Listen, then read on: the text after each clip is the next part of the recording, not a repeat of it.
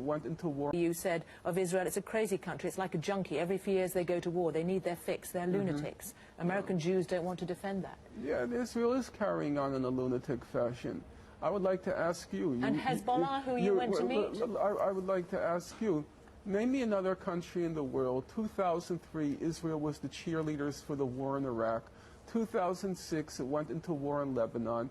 2008, 2009, it attacked Gaza. Now it talks about attacking Iran. If you read the Israeli papers every day, they talk about, should we attack Gaza? Should we attack Lebanon? Should we attack Syria?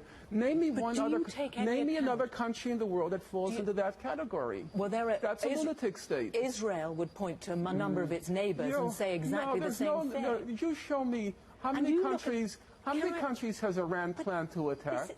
No, let's ask a simple question. How many countries in the last 10 years has Iran attacked? When you look... No, that's a fair question. How many countries in the last 10 years has Iran attacked? When you look at the history of Israel, do you not have some sympathy or understanding, people would ask, as to why they feel threatened and why we're not talking about why they feel threatened. We're talking about a country that every 2 or 3 years goes to war. And if you follow the press as I do, every day they talk about, let's attack this country, let's attack that country. That's not normal. So, and when I call it a lunatic state... So why is it that the Israeli people vote in this government that you say is responsible for that? I think it's a regrettable fact. I don't say these things with glee.